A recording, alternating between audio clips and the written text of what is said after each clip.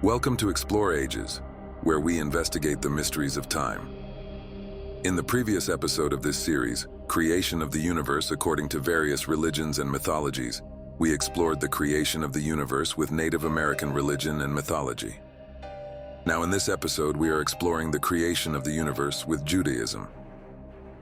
Judaism is one of the world's oldest monotheistic religions, dating back to around 2000 BCE. With the belief in one God who is the creator of everything.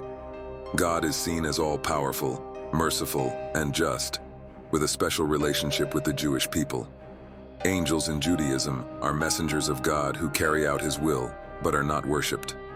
Prophets like Abraham, Moses, Isaiah, and Elijah are revered for delivering God's messages and guiding the Jewish people. The sacred texts of Judaism include the Torah, which tells the story of creation and God's laws, written around 1200 BCE. The Tanakh, completed around the 2nd century BCE, includes the Torah, the Nevi'im, prophets, and the Ketuvim, writings. The Talmud, written between the 3rd and 6th centuries CE, is a collection of teachings and discussions on Jewish law. Sacred places in Judaism include the Western Wall in Jerusalem, the last remaining part of the Second Temple, and the Temple Mount, which is considered the holiest site in Judaism. Synagogues are places of worship and study where Jews gather to pray. Jewish beliefs center on following God's commandments, living a moral life, and the hope for a future Messiah who will bring peace and justice. The modern state of Israel, established in 1948 CE, is also seen as a significant return to the Jewish people's ancestral homeland. The story of creation in Judaism is written in the Torah, specifically in the first book, Genesis, Bereshit. It describes how God created the world in 6 days and rested on the 7th. The story includes the creation of light, the sky, land, plants, animals, and humans, as well as the special role of Adam and Eve in the Garden of Eden. According to Judaism, in the beginning, before anything existed, the world was formless and empty. Darkness covered everything, and there was a deep, vast, and chaotic expanse, often described as the deep, which some interpret as a primordial ocean of sorts. It was in this state of utter chaos that God began the work of creation. The first thing God did was speak, and with his words, he brought light into the world. "Let there be light," he said, and suddenly the darkness was pierced by light. God saw that the light was good, and he separated it from the darkness, creating day and night. This marked the first day of creation, the beginning of time itself.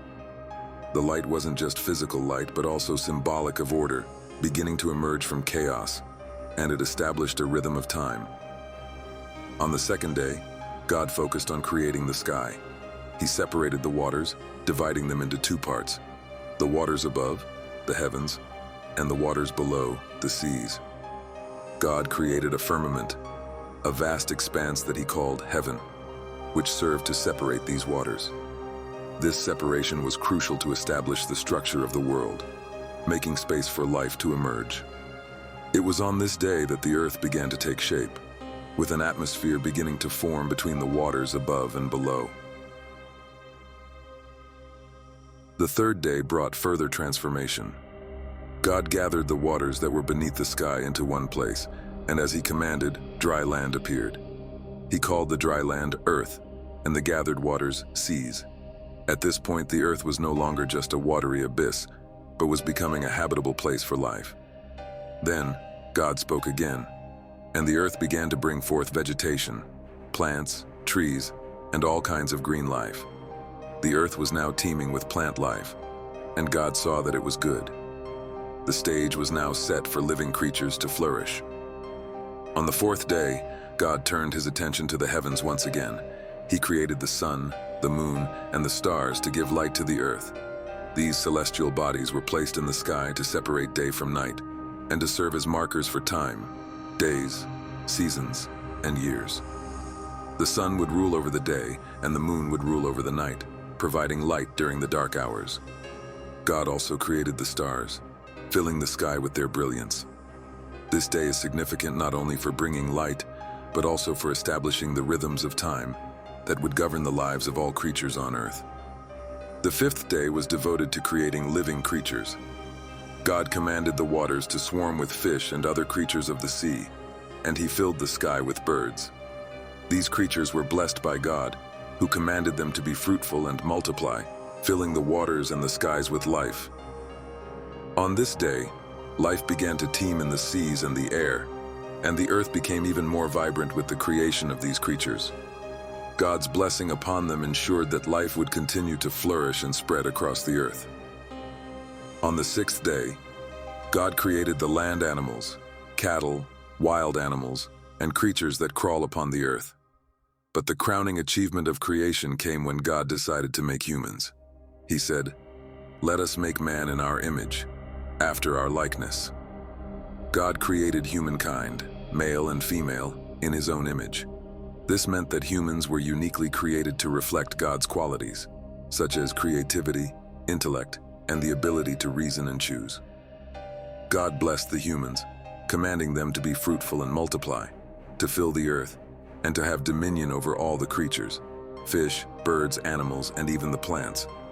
Humans were entrusted with the responsibility of caring for and maintaining God's creation. The creation of humankind was the climax of creation, as God bestowed upon them the ability to think, to reason, and to act in ways that mirrored divine qualities.